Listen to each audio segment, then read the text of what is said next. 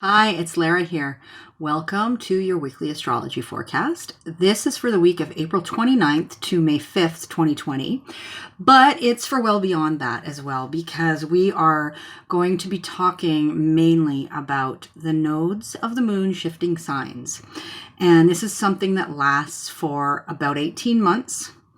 And so it's a longer term transit. And so that's why this video will be relevant, not just for the week, but for the year and part of next year as well. So welcome. Thanks for being here. I always appreciate you spending some time with me. And I just want to say, before I dive in, I really appreciate your support, particularly right now. These are trying times, right, for a lot of us. And my family is no exception. So, we've been impacted financially by the pandemic because my husband has had a lot of contracts. He's self-employed, as am I. But most of the contracts that he was working on have all been delayed, postponed, that kind of thing, right? And so that's been challenging for us. So it means a lot to me, particularly right now, that you're here watching this and that you are supporting in terms of spreading the word. Even just liking the video helps the algorithms, right? So sharing, subscribing, and of course, if you're interested in having a reading with me, then you can always find out how to do that over at my website. So the link to that is always below. I'm doing readings, obviously, right now for people. And so the way things are going right now, usually if you order a reading, it'll take probably about 7 to 10 days to get it done for you. So not too bad. And, that's from the time of order.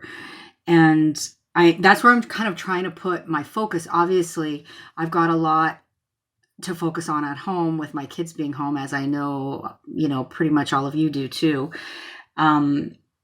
You've got kids at home that you're not used to having at home all day.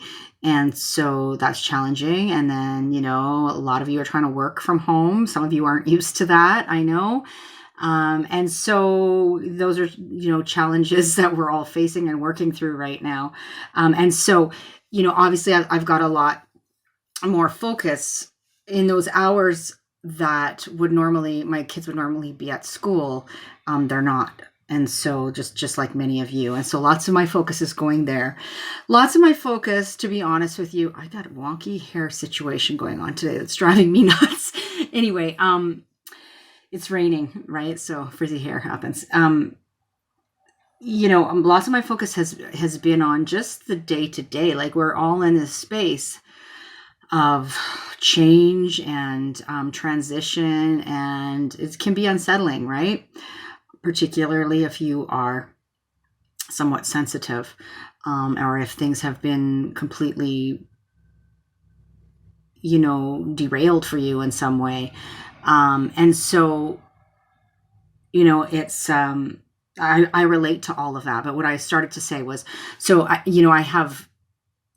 I have to prioritize kind of my time and attention. And so obviously my family, my mental health, and the people that are, paying for my services. And I do get a lot of people reaching out, even though I don't have a massive following on YouTube. I have more so on Facebook.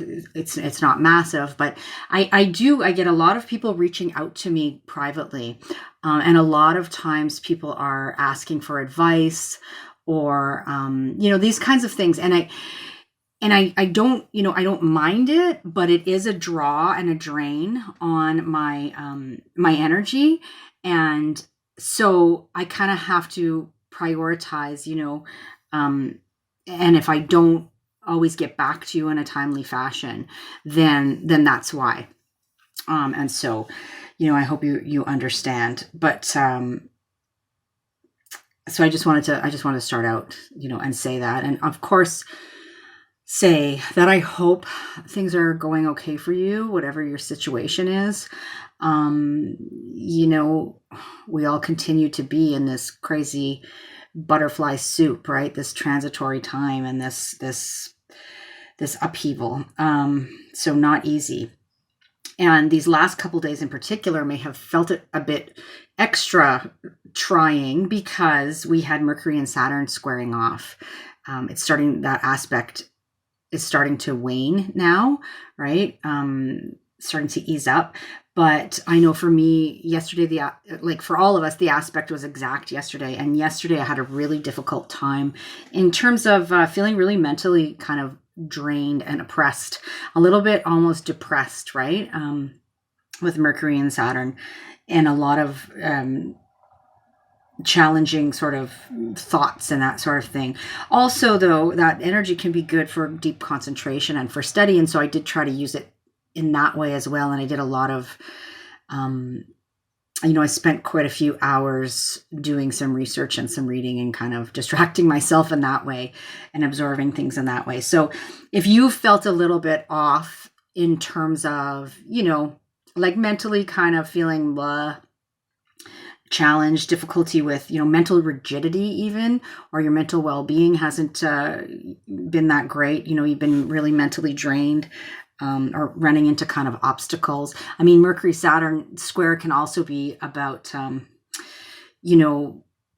our like boundaries put on our movement, right? And obviously that's what's going on with all of us. And so that could feel like a particular thorn in your side over these few days. So just wanted you to know, if you're feeling like that, you're not alone. I've been struggling with that too. And so that's one aspect that's been going on. I didn't speak to the moon yet, which if you've been here before, I always like to do. And so we have the moon in Cancer right now. And it's relevant because in the majority of this video, we're going to talk about the shift of the nodes from Cancer and Capricorn to Gemini and Sagittarius. And so this will be the last time that the moon is traveling through the sign that the North Node has been in for the last 18 months. And this will be the last time that happens before the nodes shift signs. And so we kind of maybe, get this, like our attention is drawn there. And that's highlighted for us. And it's a good time to reflect, because the North Node is right now at 0 degrees of Cancer. The nodes always move backwards. And so they move from the final degrees of a sign to the first degrees of a sign. And then when we get to that end of the transit, which is actually the beginning of the sign, we can reflect, right? We get this kind of hindsight where we look back and go, okay, this is what's transpired. These are the themes I see maybe a little bit more clearly in hindsight, right? So tomorrow the moon will move out of Cancer and into Leo, and where we have a first quarter square. So the moon is waxing to fullness right now. We'll have the full moon in Scorpio next week. I'll talk about in next week's video. But on Thursday, the moon will come into a square to where the new moon in Taurus was at.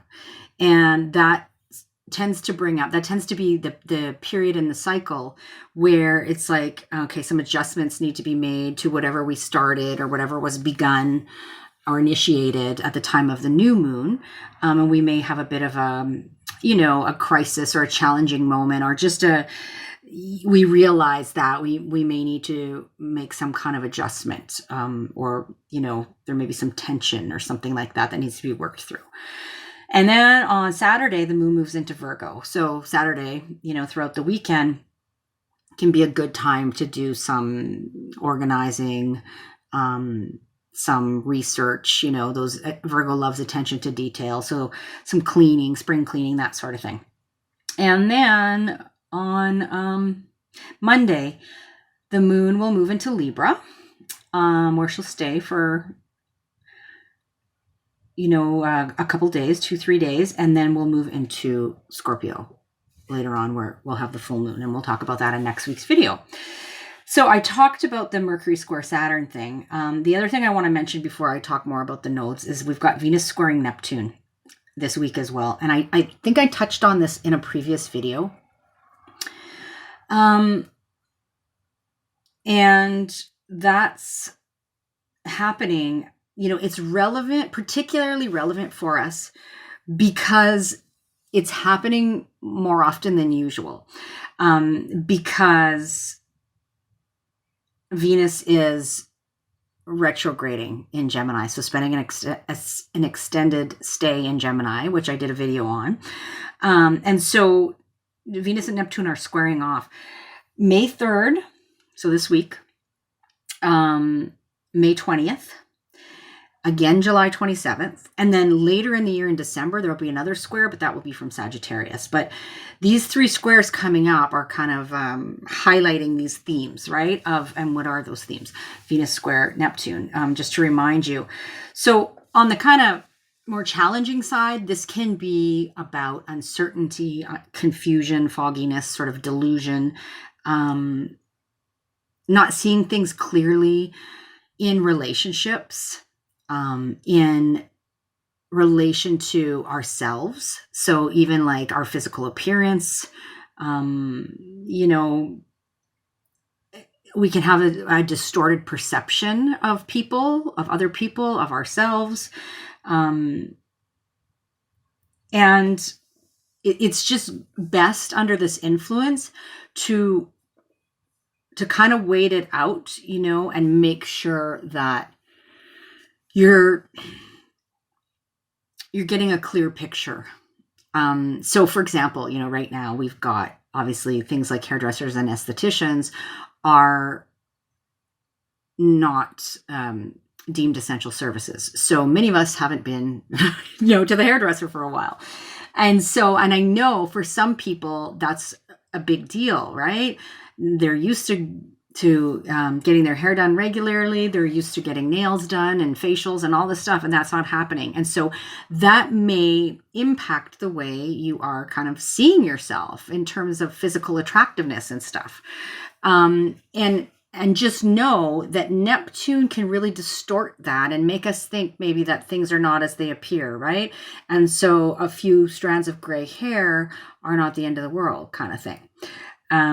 Anyway, easy for me to say because truthfully, I'm fairly low maintenance when it comes to that stuff. I do, I get my hair done and I am missing that. But as far as all the other stuff goes, it's not something that I really spend too much time or energy on. So, but I know that can be really something that some people are missing.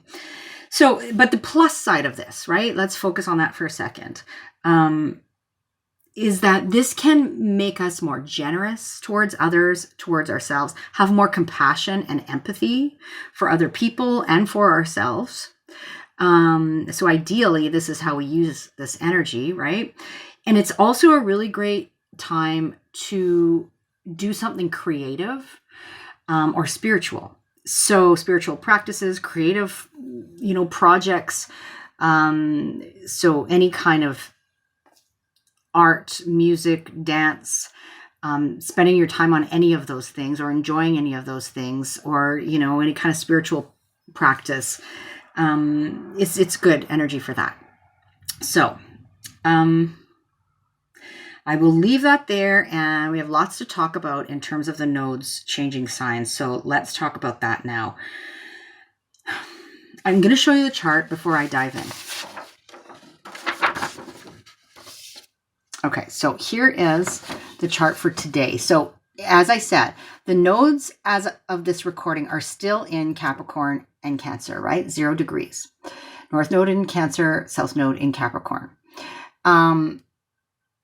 And just to draw your attention, I spoke about Mercury squaring Saturn to point that out, and Neptune squaring Venus, or vice versa, Venus squaring Neptune. And of course, we've got Jupiter and Pluto here. Later in the year, we've got Jupiter going to meet up with Saturn at the early degrees of Aquarius in a conjunction, which is very relevant.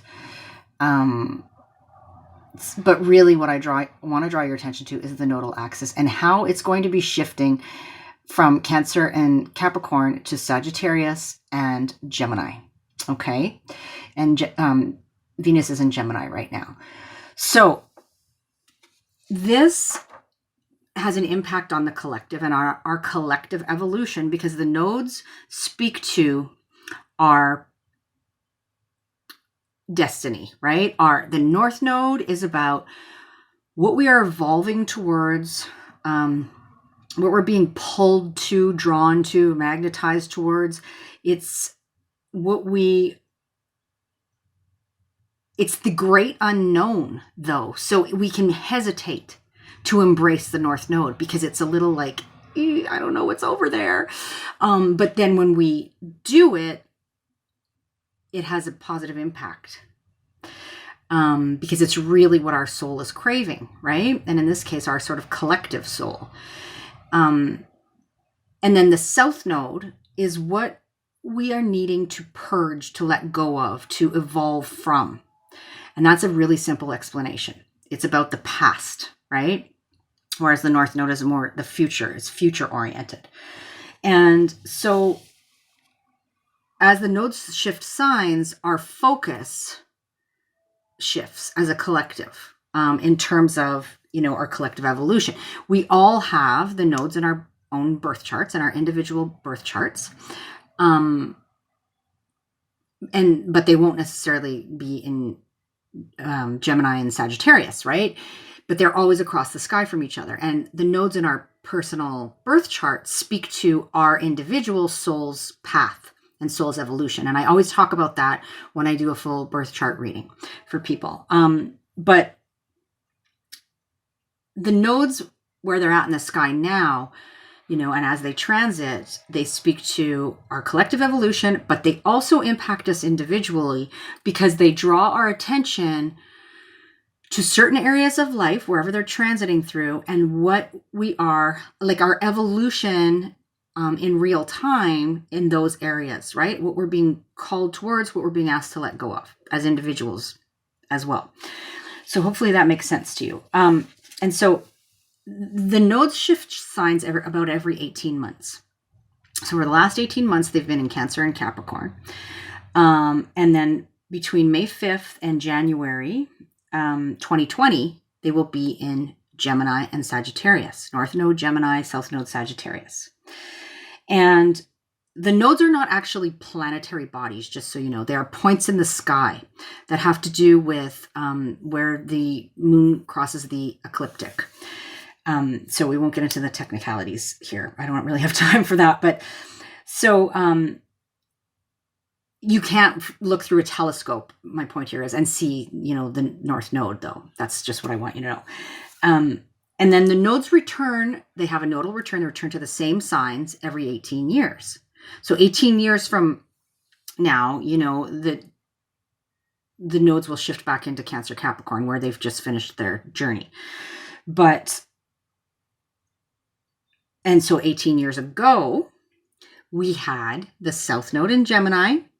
The South Node in Sagittarius and the North Node in Gemini. They were just moving in to those signs. And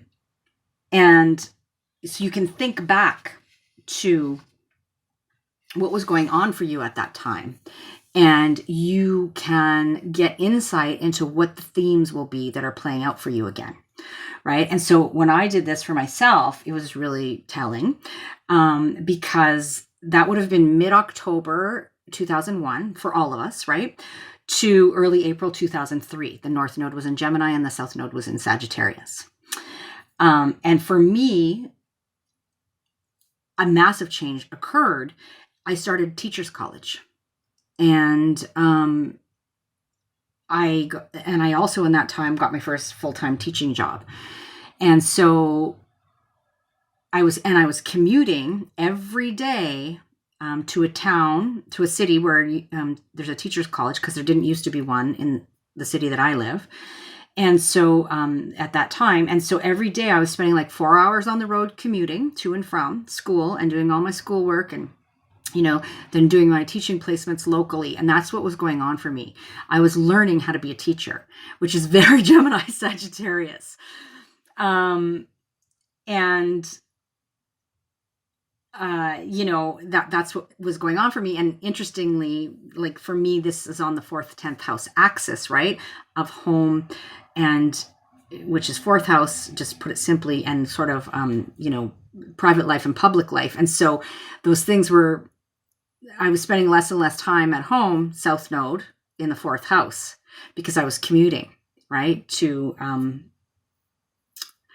go to teachers college. So anyways, that's what was happening for me. You can think back to what was happening for you, and you may get some insight into kind of how this may play out, right? It doesn't mean the exact same, like I'm not going back to teachers college, obviously, but similar themes tend to come into our experience.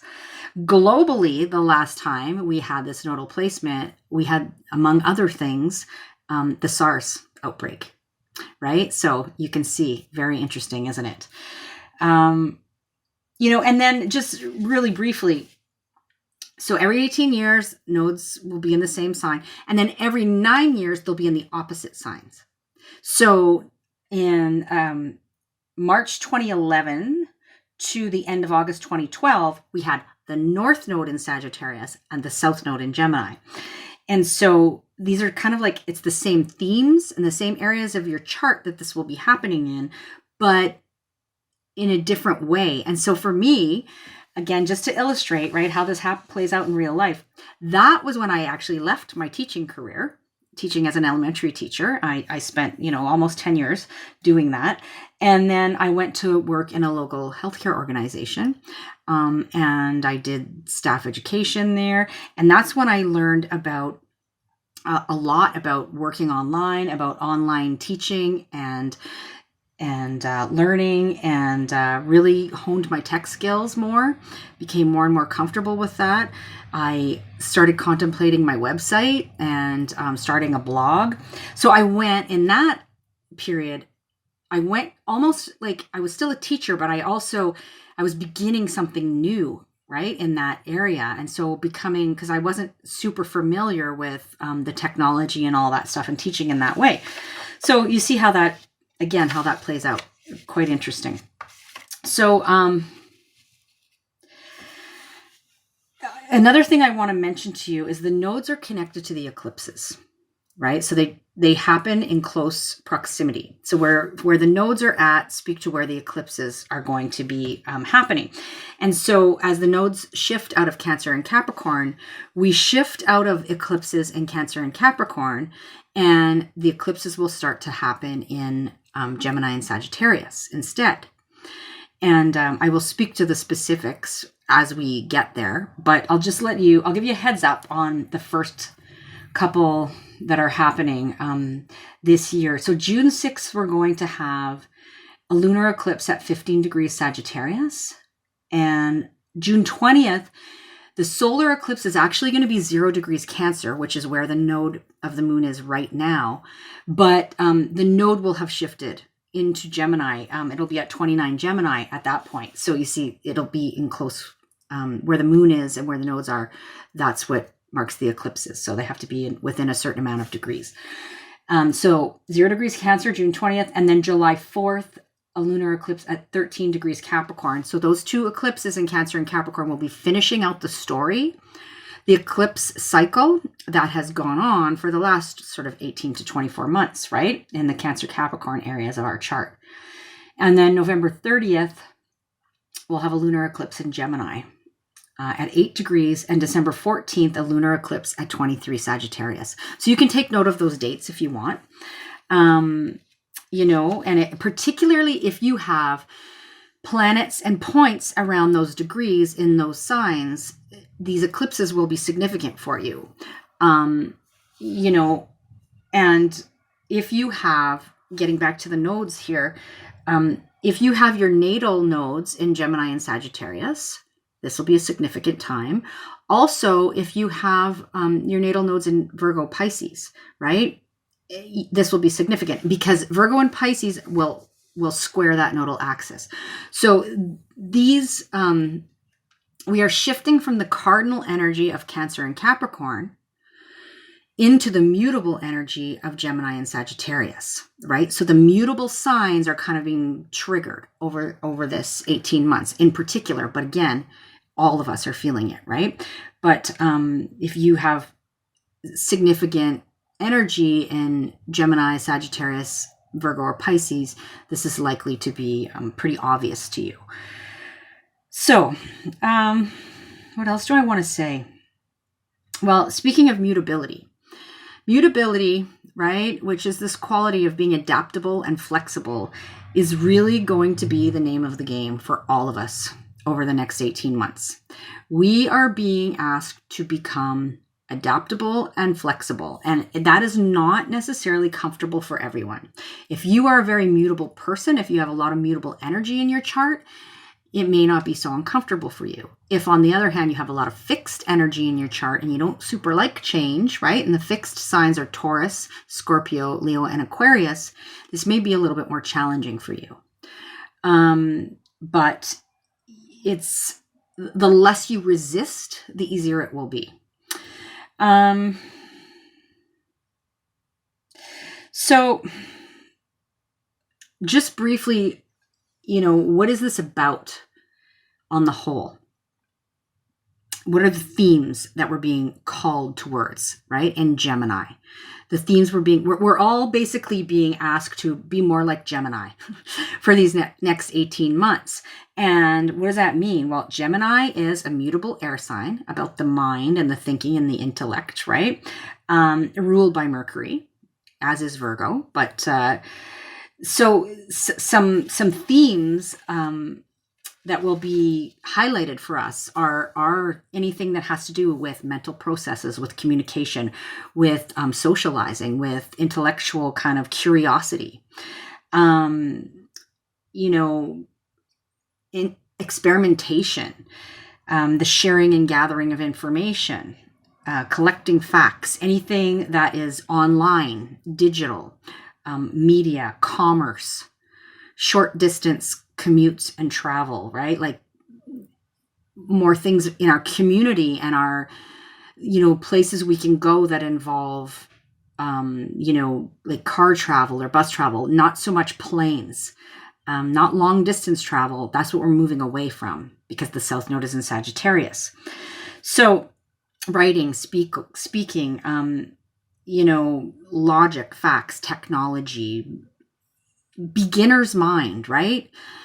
Gemini is associated with this like kind of learning step by step, whereas Sagittarius is more about the big picture thinking and the philosophizing and the world views, and the dogma and the one truth, whereas Gemini is about different perspectives and considering different perspectives and new ways of thinking and communicating and all of this. So those Gemini themes are what will be highlighted for us and what we are being asked to move more towards, right? Whereas the things that we're being called to purge, let go of, evolve away from, that we will see kind of falling by the wayside are Sagittarius themes, again, big picture thinking, philosophy, worldview. We may be questioning these things, our belief system, kind of thinking we know it all, right? Anything that has to do with institutions of higher learning, which are colleges and universities and even religious institutions, churches, this kind of thing, less of a focus. And more towards kind of community-based efforts and even learning. Like I said, more kind of learning new things, right? New technologies and all that. We're all being forced to do that right now, many of us. And rather than kind of that kind of bigger picture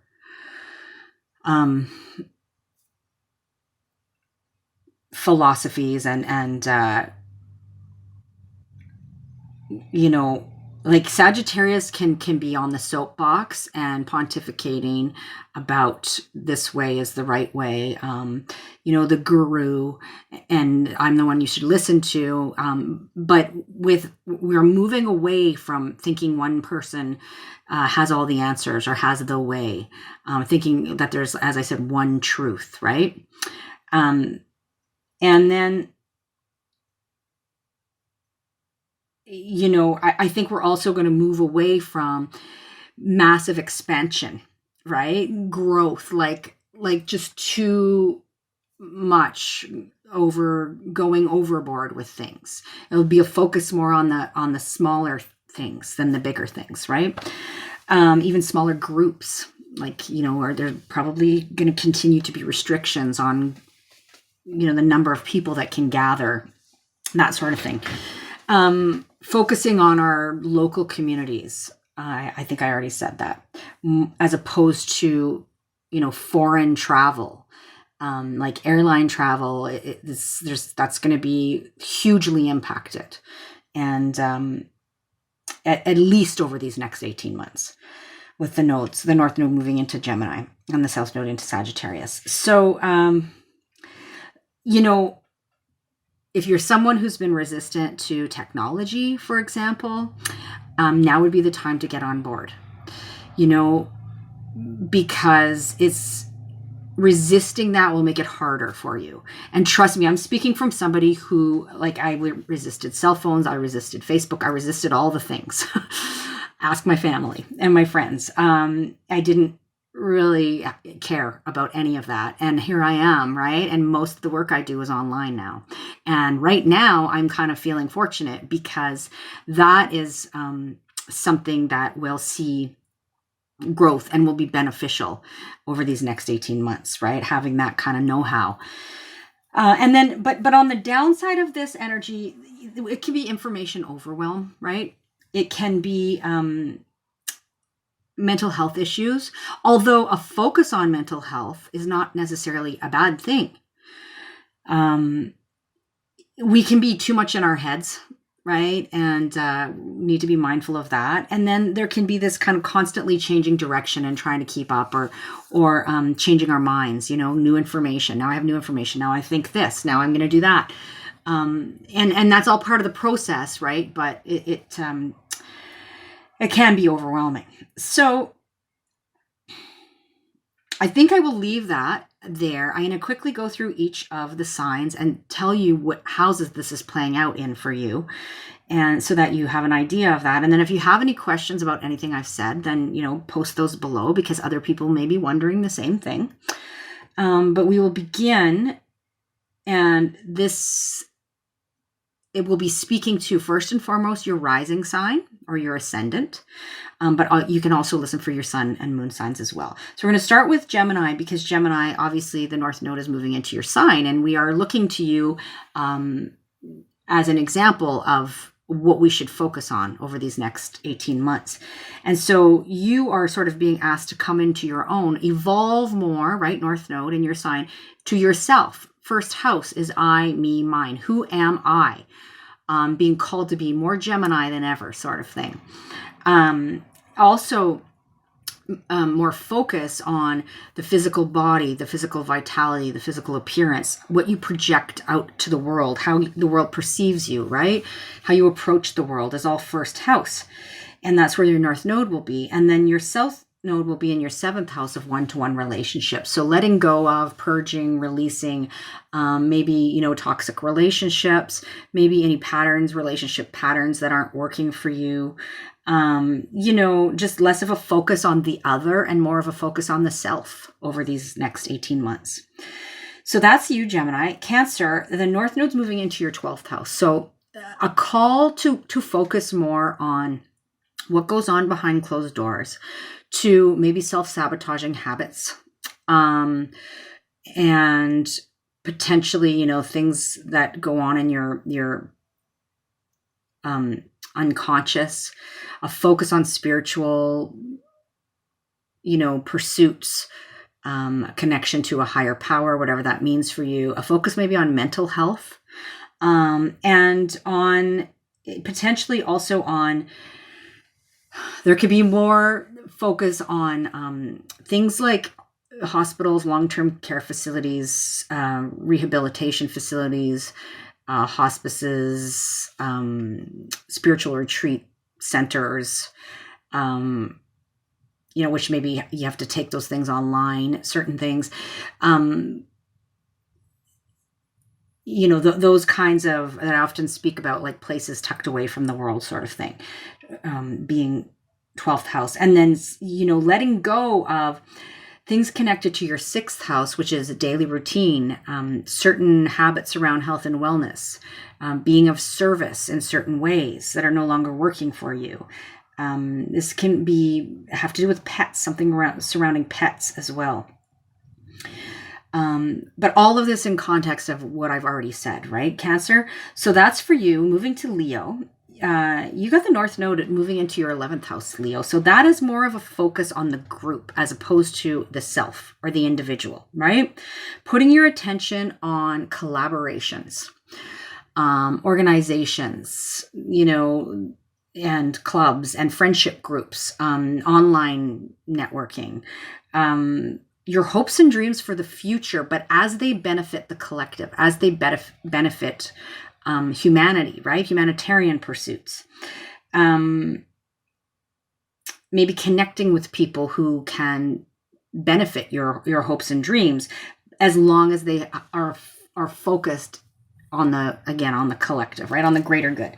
And then moving your attention away from, or purging and releasing things that have to do with how you've been bringing pleasure into your life, your individual creative projects and pursuits, anything having to do with children, your own children that you are associated with, you work with, reproductive issues, these sorts of things.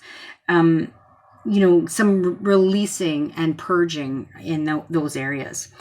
Moving to Virgo, you got the North Node, Virgo, in your 10th house for the next 18 months. So this is more of a focus on your career, on your public reputation and persona, on the legacy you wish to leave, on your authority, right? And your relationship to authority. And so the North Node's calling you here. And this will be through the lens of Gemini, the Gemini themes that we spoke about. And then the area where you're asked to sort of evolve from or purge things or release has to do with your home, your family, your literal place of living, real estate. It has to do with maternal, sort of figures as well, mothering, issues around mothering.